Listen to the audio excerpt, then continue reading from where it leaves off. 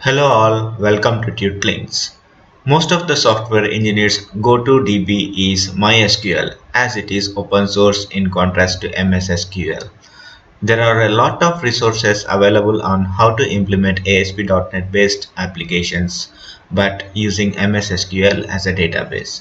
Even Microsoft has detailed step-by-step tutorials too, but they focus on MSSQL as database.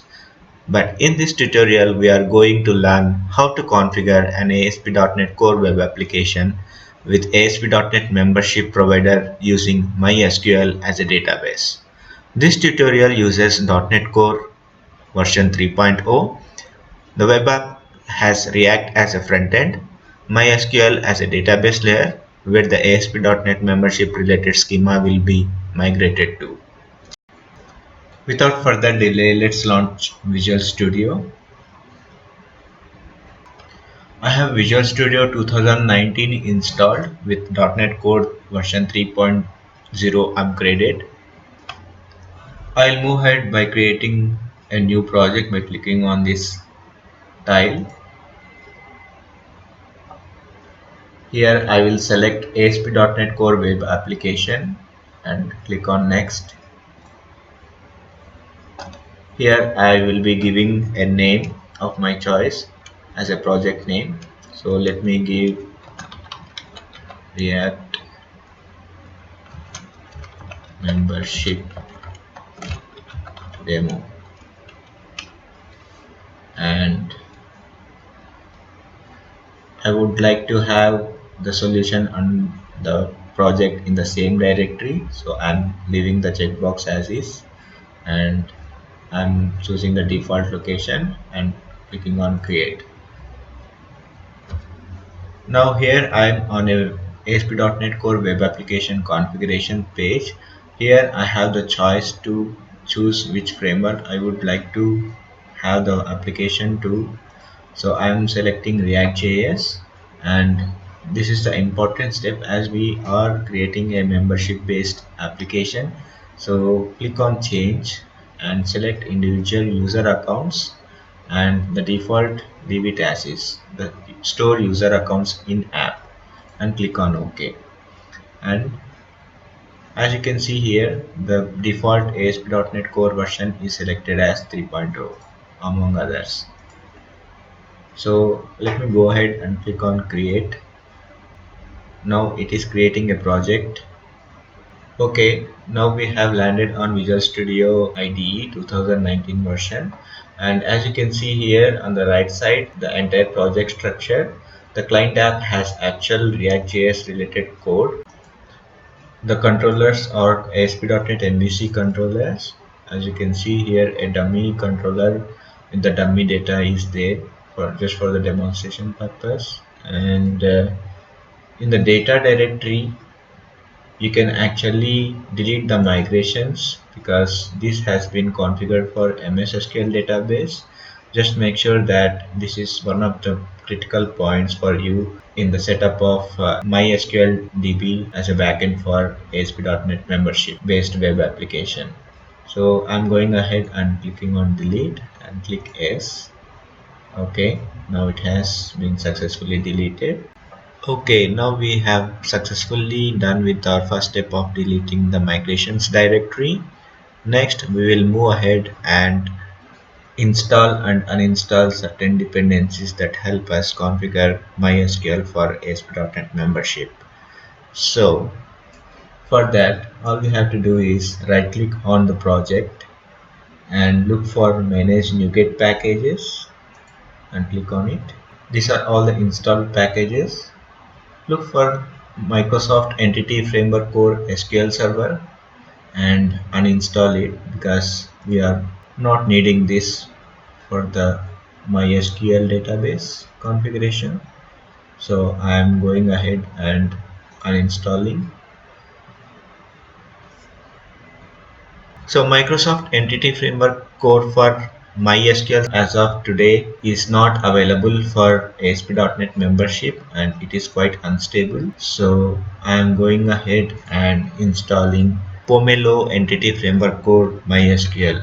So for that, all you have to do is click on browse and search for Pomelo.EntityFrameworkCore.MySql, and you can see here the first result, and install version 3, and click on OK if it gives you a pop-up.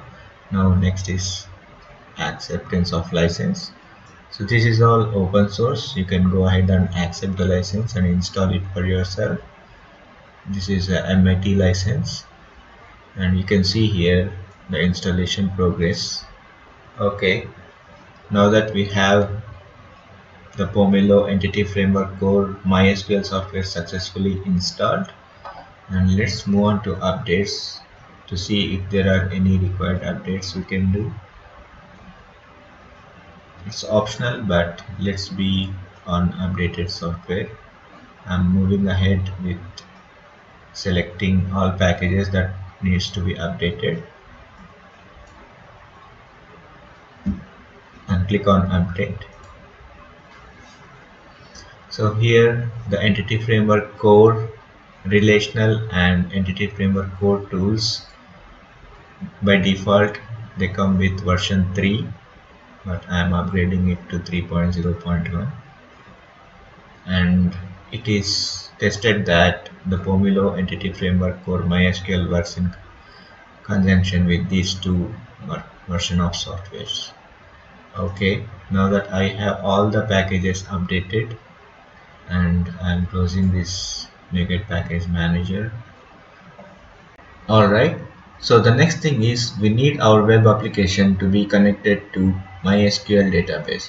For that, all you have to do is open the appsettings.json and update the default connection string from the old MSSQL database to the database. Either it could be a remote database hosted on cloud or your local instance of MySQL database. So in this tutorial, I will be connecting to the local instance of MySQL database. So the connection string will be like server equals to localhost port 3306, which is the default port, database equals to React membership user root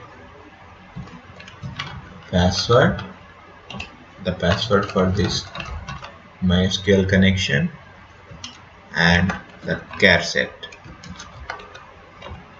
to tf8.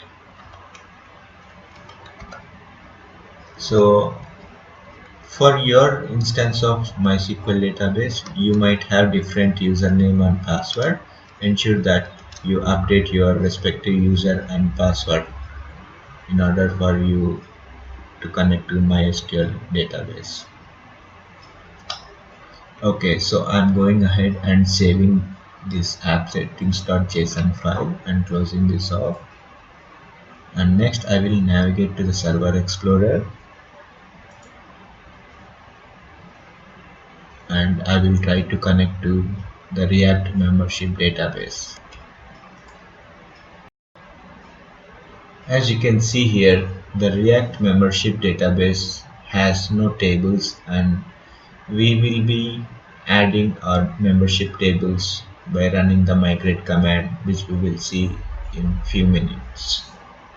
One final step before we build the solution and apply our migration scripts is to modify the Startup.CS file to actually use the MySQL by replacing the .useSQLServer method present in configure services to use MySQL.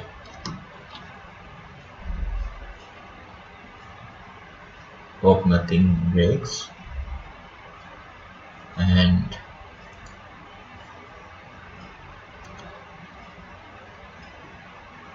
use MySQL to use, yeah, sorry for the typo here, it should be use MySQL, and click on save. Close this file. Close this file too. We ain't gonna need this, and we will be building the solution. This is the first time we are building the solution.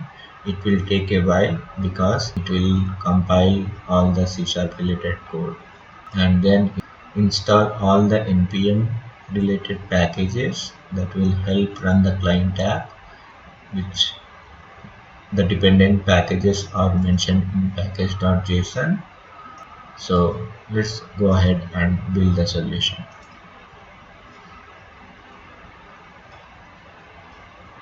You can see the progress here in the output window by selecting the build progress.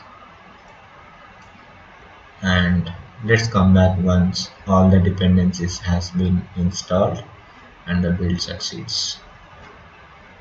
As you can see here, the C# code was compiled and built first, then it has started getting the npm related libraries.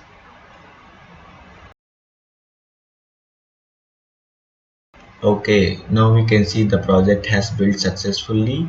Our final step is to add migration steps and then upgrade the database to have the membership tables populated in here. To ensure that it is a fresh database and it did not have any tables, and also ensure that the data directory does not have a subdirectory named migrations. If you have a directory named migrations, please ensure that you delete it, and you do it only for the first time because you are configuring your application to have MySQL as a database. Okay, now let's run the migration commands. The first command is to add migration, so that the migration scripts will be added here under the migration folder beneath the data directory. For that, all you have to do is open package manager console and type in the command. This is case sensitive as far as I know. Migration and the name of the migration you want. This could be any name of your choice. So I'm typing MySQL React demo schema and I'm hitting enter. Notice that a migrations directory will be added here when I hit enter. The command is being executed. You can see here the progress. The migration scripts are being added here, and let's look at the database. The tables will be populated once we run update database command in the package manager console. So let's type in update hyphen database and hit enter. Oops, there is a spelling mistake in the command, so let me retype that in again. Update hyphen database and hit enter. Okay, the migration script started. It is running all the SQL related queries that will create ASP.NET membership related tables in our database, MySQL database, React membership.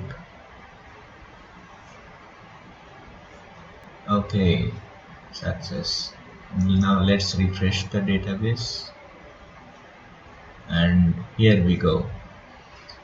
Okay, now that we are successful with all the setup which is related to setting up of ASP.NET Core web application, having React as a front end and MySQL as a database.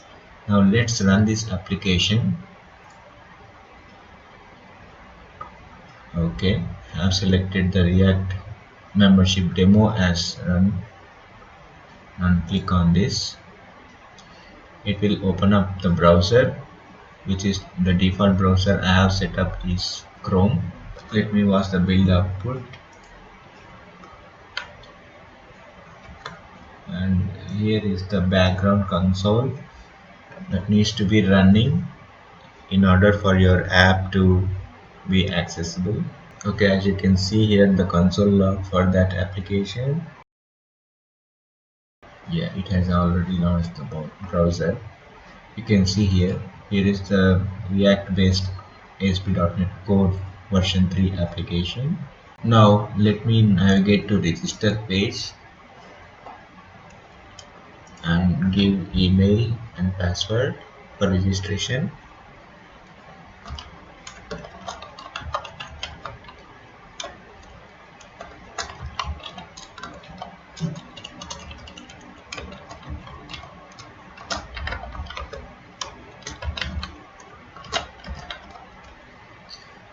The beauty of this template is everything is pre-configured and comes handy.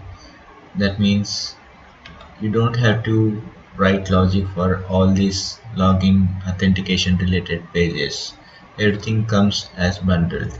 If you see here, if there is a mismatch of the password, it will show the validation error message.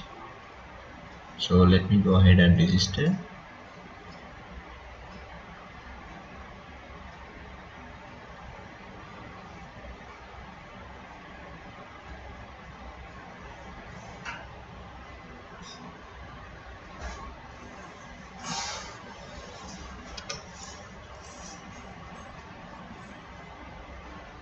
Okay, now it is processing the login page, and if everything goes well, it will automatically be redirected to the accounts page, the user account page. Yeah, now it is redirecting from login to account page, probably, hopefully. Processing the login callback. Here you can see the user x@y.in has successfully logged in.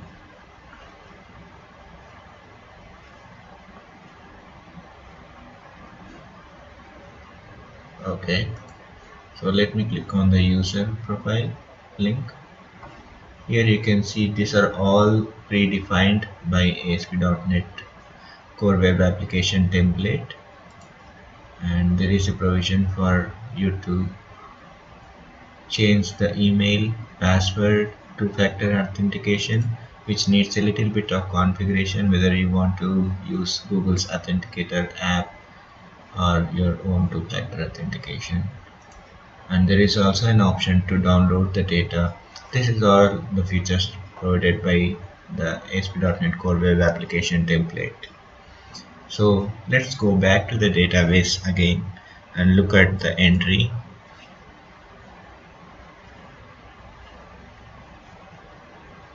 So I'm just stopping the application.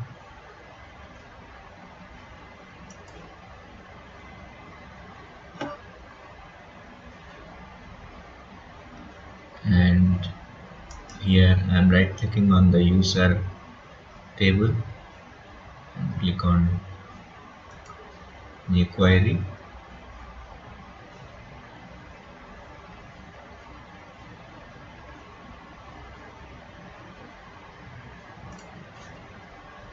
I'm closing that pop-up which would like to add further tables to the query.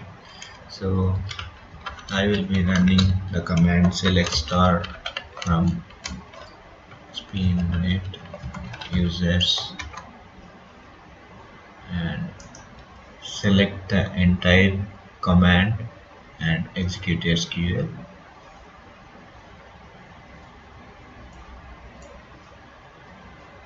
And here are the results. The user which I just registered is user at the rate x@y.in, and the password is hashed. Even the admins cannot see what exactly the user has saved this password. Okay, now let me log in back into the application and access the fetch data, which is the authenticated page.